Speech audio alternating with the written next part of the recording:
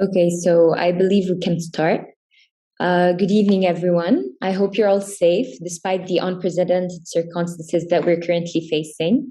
Thank you for tuning in for today's sports and mental health session, which is part of the Lamsa webinar series. We're happy to have you. My name is Ghanem. I'm a former soccer player for the Lebanese women's national team. I'm now a dedicated student athlete and a final year medical student at AUB who's passionate about sports medicine and its impact. So at Lamsa, the Lebanese Association of Medical Services for Addiction, we aim to promote a sustainable and healthy community for the future by the youth and for the youth.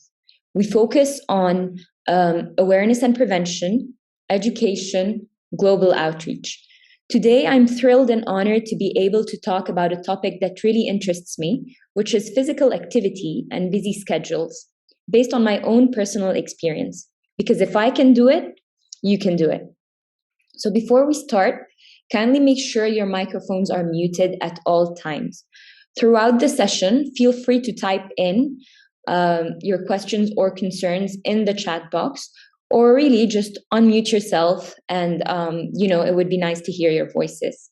I will be taking questions at the end as well. Thank you.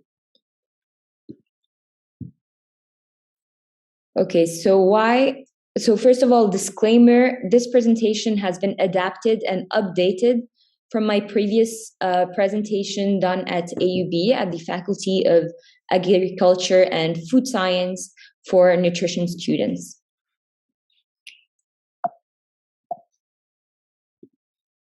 So why the game changer? A student athlete's testimonial, the game changer, sports and mental health, and the benefits of sports. So before we start, why did I want to name it the game changer? So by definition, a game changer would be an event, an idea, a person, something that would actually produce an effect of a significant change that would alter the current way of doing things. So it would change the situation. And this is what sports did to me, and hopefully to you after this presentation, if you end up partaking in any.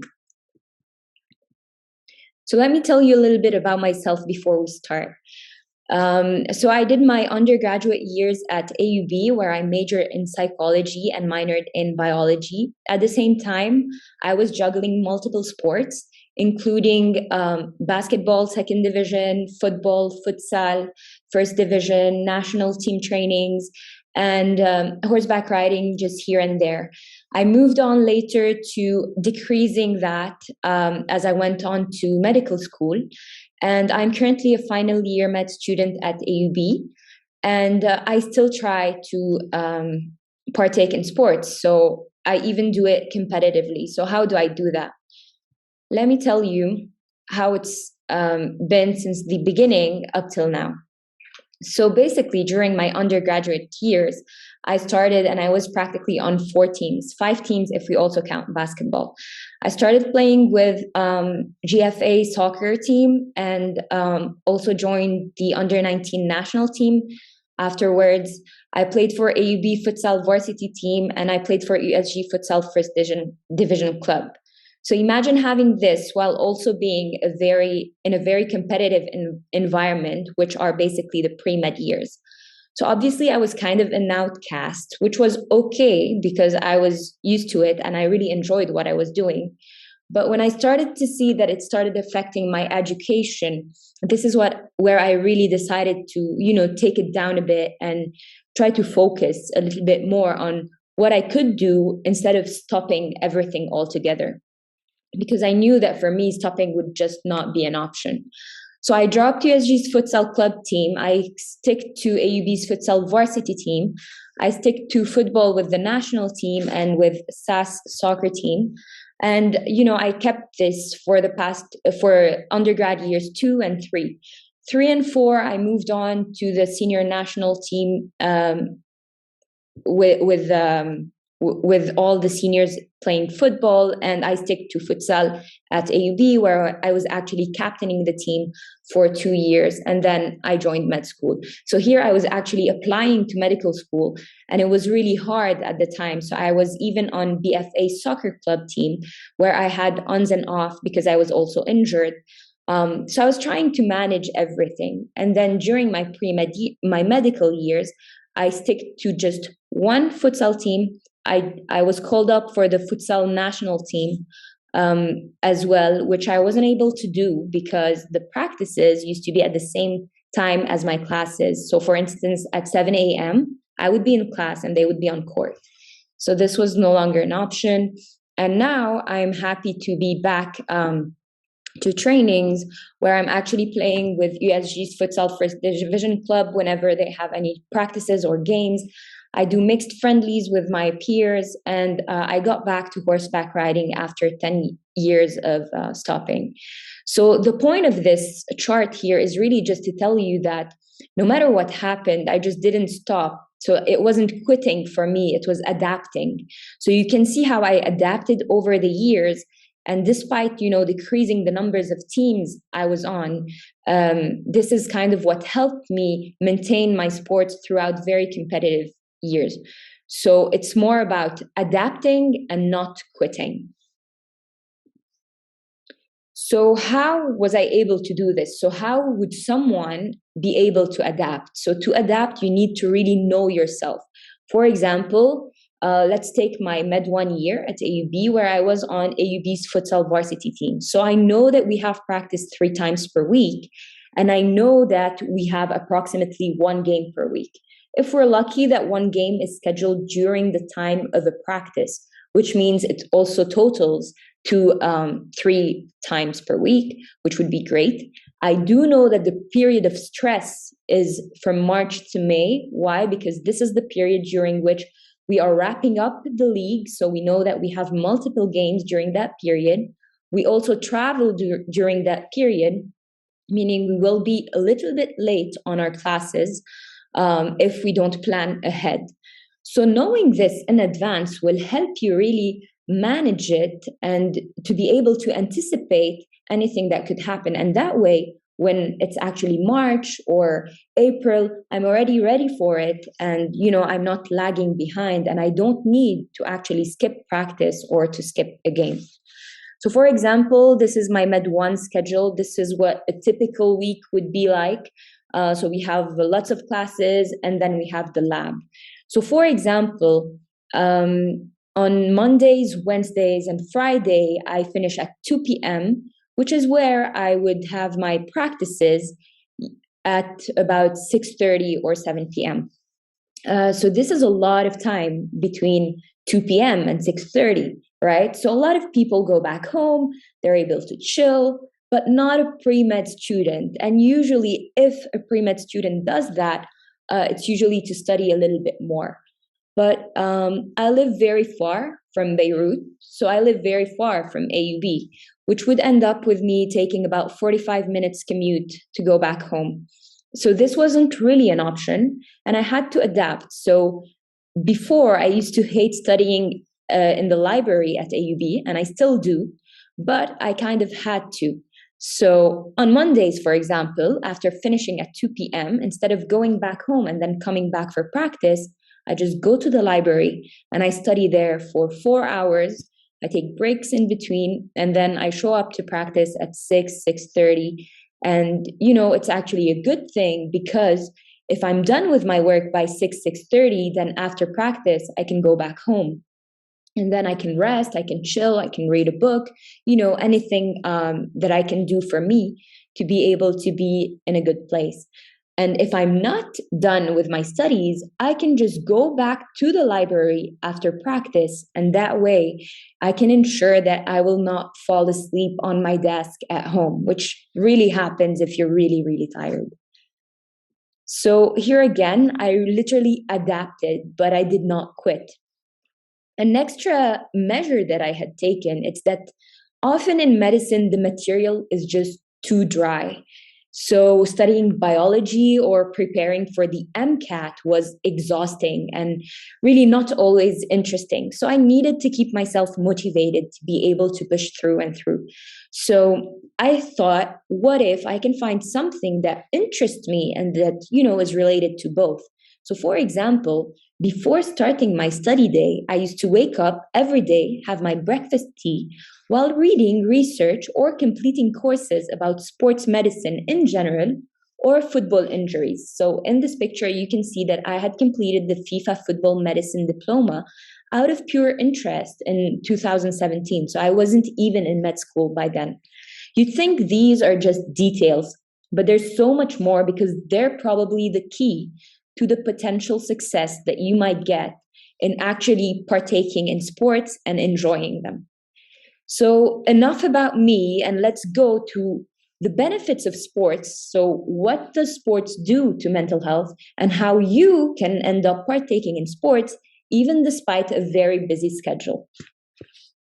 So, when I talk about sports globally, I really want to talk actually about physical activity because it doesn't really interest me if you guys end up becoming professional soccer players or professional basketball players. What's more important really is for you to be physically active because at the end of the day, not everyone's meant to be an athlete, but hopefully we can all be physically active enough to be able to benefit from all the advantages that physical activity may give us. So when we talk about physical activity, it could be sports, it could be work physical activity, so people who work in construction, for example. It could be your domestic chores, like just being very active at home, maybe having a yard where you can plant stuff. It could be your means of transportation. So a lot of people, instead of going by car, they would, just walk to work, or they would ride the bike to work. It could be really just exercise, doing some fitness at home, or it could be just recreational physical activity, going to a Zumba class, going and playing with kids around. It doesn't really matter as long as you're moving. Let's play. Here we go. So I have a question for you guys. Please either unmute and answer, or just type in the answers in the chat box. So true or false? All physical activities, recreational, work, daily chores, means of transportation, are associated with mental health benefits. True or false?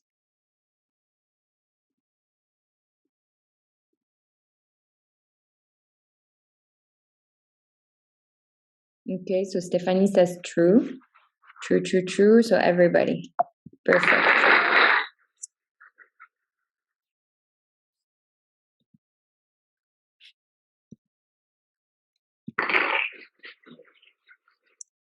Okay.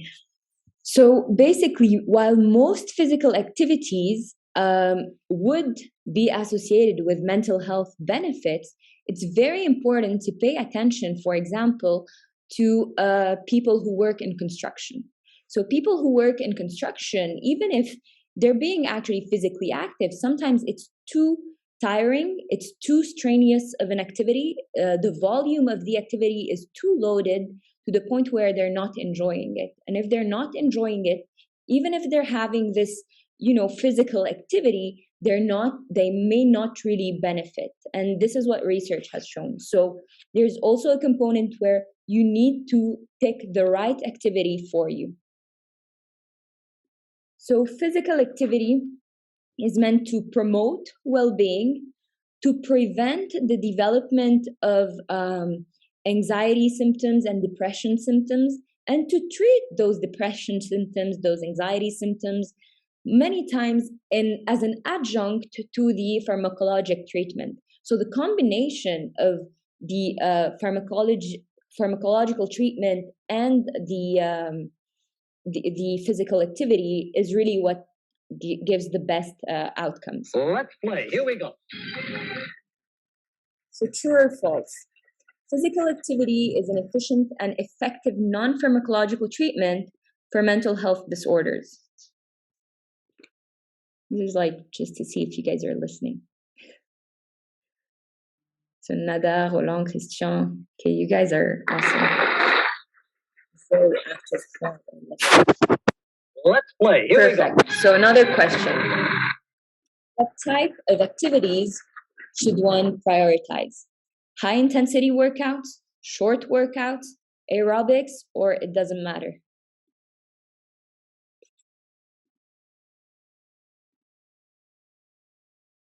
Absolutely. So it doesn't matter.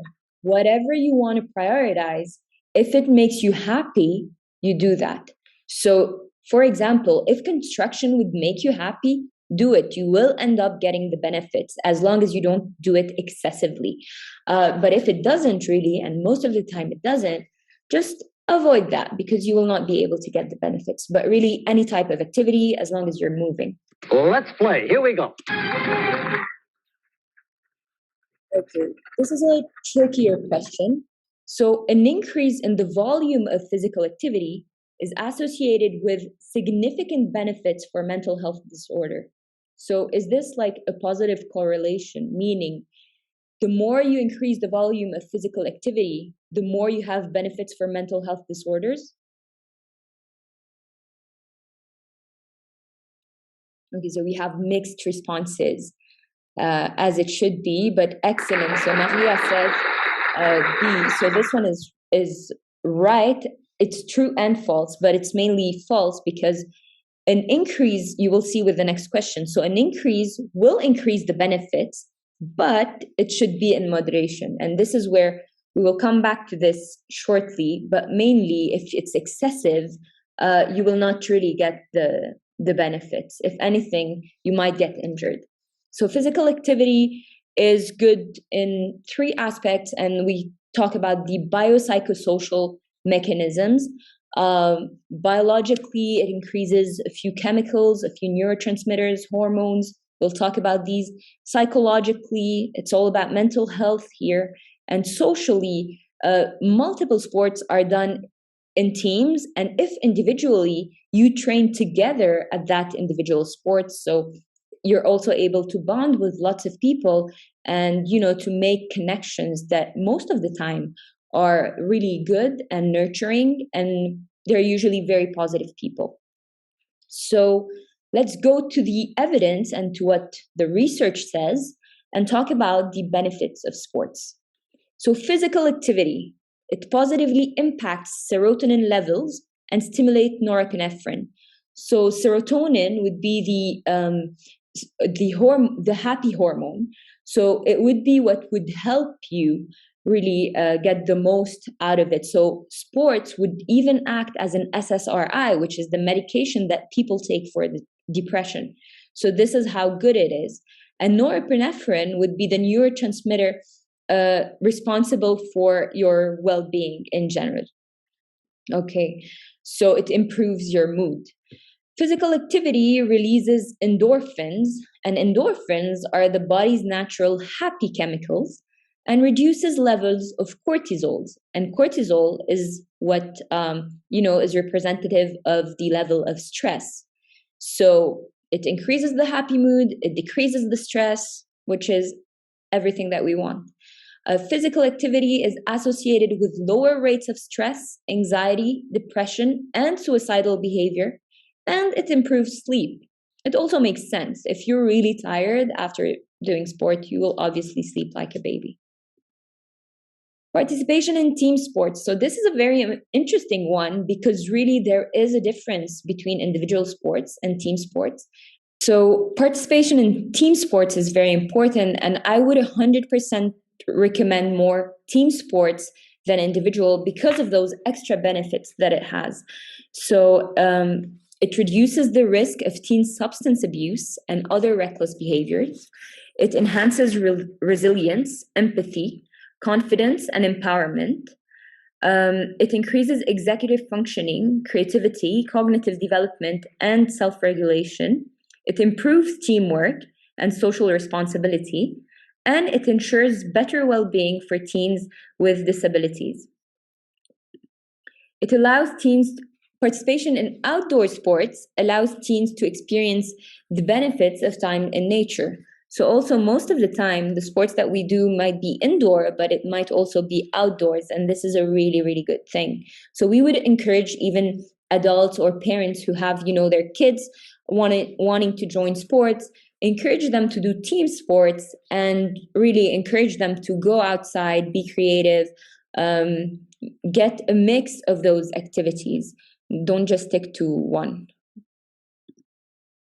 Okay, so here we have a few statistics about the numbers that have been shared in research. So here you can see that individually, let's say, the mental health score is lower than the mental health score in friendly groups, and which is even lower than the one in sports teams. So anyone who's actually in a official sports team would do better and would be physically and mentally better than anyone playing just friendly games or than anyone partaking in individual sport. The same goes for anxiety and depression symptoms. So we noticed that there were more anxiety and depression symptoms in individuals than in friendly groups and than in sports teams. So people in sports teams really had lower symptoms. So here is what we were discussing earlier, an increase in the physical activity volume. It is good. So the more it increases, the more your mental health benefits will be increased. However, the depression and anxiety symptoms will also decrease. However, if you have, overuse, so excess of physical activity, you might end up with feeling tired, feeling overworked, and you will have those depressive symptoms. Even if you get an injury, you will end up becoming more depressed, and this will really affect your mood and increase your anxiety symptoms. So Ahmed here is asking about sports addiction. So Ahmed, do you mean like becoming addicted to sports while getting overused, or an overwork? Hello, yes. Question. Yes, I mean by this, it's like, when we get addicted to something, after a while, we can become depressed. Depressive symptoms show. Okay. Okay. So yeah. is it the case, because it's addiction, or it's related physiologically directly to the sports use? Okay, great. I think this is an excellent question. So basically, the way it's related to the depressive symptoms is really through overuse itself, meaning you overwork your body. Sports addiction would be a different topic in a sense that you would fall in that loop of being so addicted to it that while you might end up overusing your body and getting the depressive symptoms, to get depression from the addiction is really a further away stage that is not the one that we talk about here.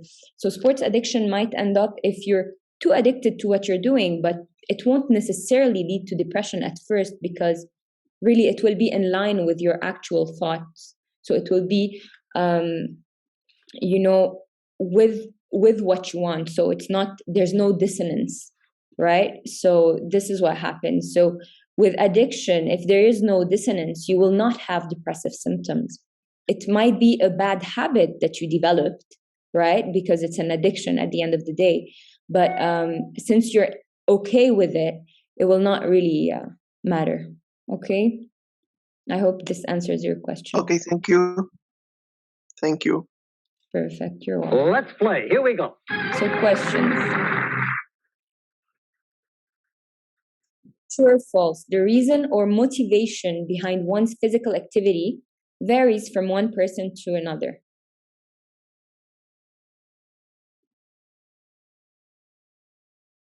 Okay, Karim says true. Stephanie, Khalid, Sharmin, everyone. Perfect.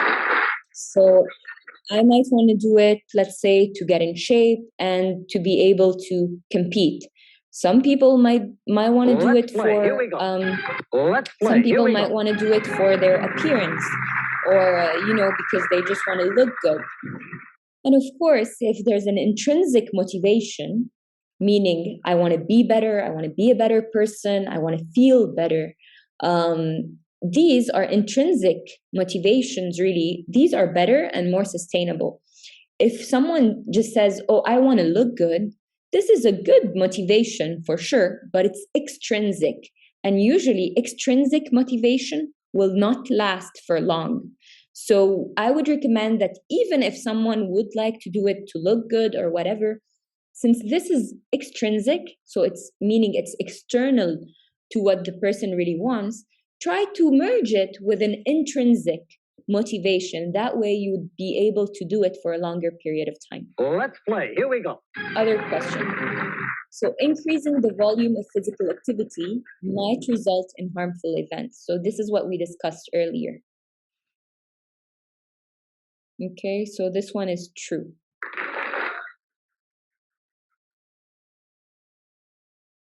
So now, how about you change the game?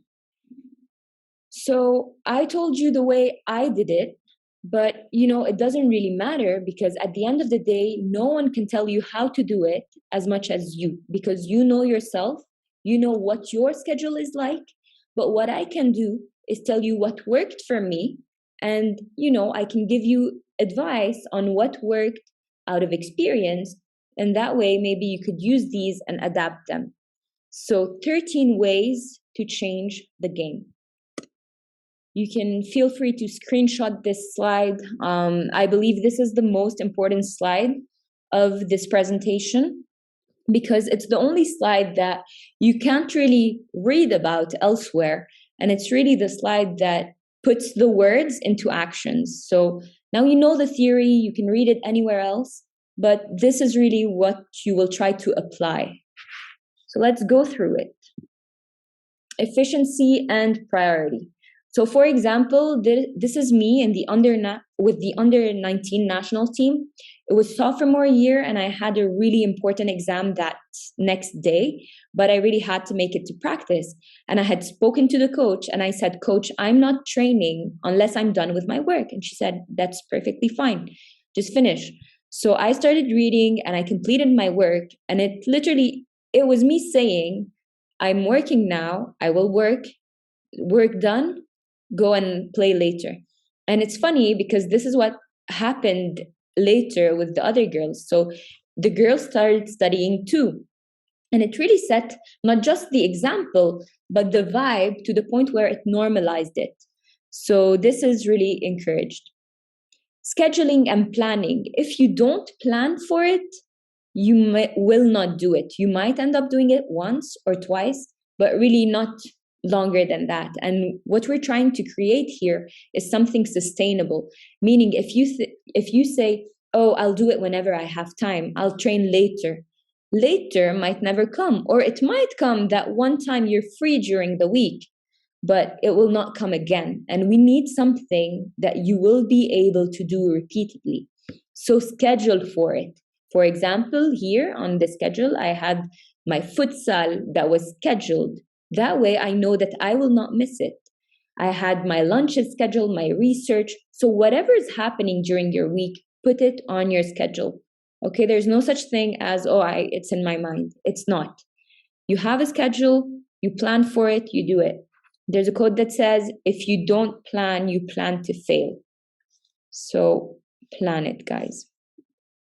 Awareness. So how to plan it and how to enjoy it. If you go and you expected to have a 30 minutes training session and then you come back and you're like, "Oh, it's already 10 a.m.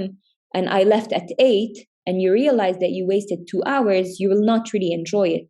So the whole point here is to really be aware of how long the whole thing will take. So account for the time it takes for you to get there. Account for the time it will take for you to stretch. Account for the time it will take if you have a game at Balamand. All of these have to be taken into account in due time. That way you know what you're getting into. Location. So for example, I used to go to AUB, which is 40 minutes away from home, really because I had to. But if I were to go to the gym, let's say, you will never go if it's that far. So pick a place that is really close to your place and try to commit to that. You will be more likely to go if it's closer to your home. Friends, dates, teammates, don't go alone, even if it's an individual sport, even if it's going to the gym. Why? Because in the same way that, we don't like having lunch alone, we don't like going to the movies alone, why would we go train alone? Friends, dates, teammates, they make everything more enjoyable. And if you enjoy it more, you're more likely to partake in it over a longer period of time. So these are my teammates back in the national team. They went to an international tournament that I wasn't able to go to because I was pre-med and studying. So this is them. They wrote my name on their arms. And these are the moments you kind of live for. And you would miss out on these if you didn't have teammates or friends or whatever. So these are some cute memories. Efficient short workout. So some people say, oh, I don't have time for a workout. Good, but the workout has time for you. You may try to work out for 5 minutes, for 6 minutes, for 10. Whatever you do, it counts. And you can also have high interval trainings, which means you can do multiple repetitions of really short moves, short training sessions. And these are really efficient. You can also do some EMS, so electric muscle stimulation.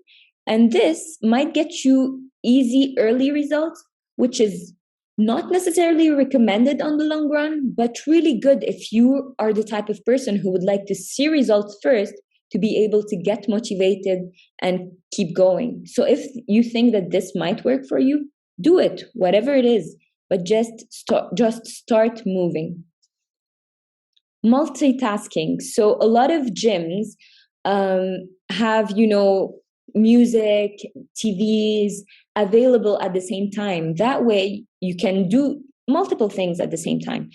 Why? Why is this important? Because based on classical conditioning, if you do something that you like and something else, automatically you will end up liking that something else because it will be associated with it. And if you like it, you're more likely to do it for a longer period of time. Plus, if you watch a series or if you listen to podcasts while doing that, you will feel more proactive. So you will feel like you're not wasting your time. So this would also be a good idea.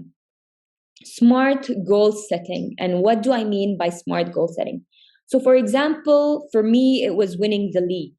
So I cannot just go there and train pointlessly. I have to train because I have a goal, which is we need to win the league.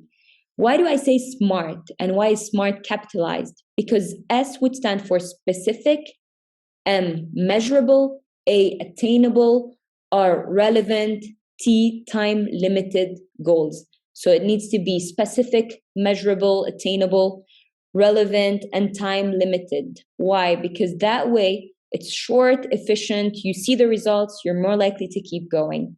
So this is us in 2018 and 2019. We won the league, and this second one is we won we were runner up.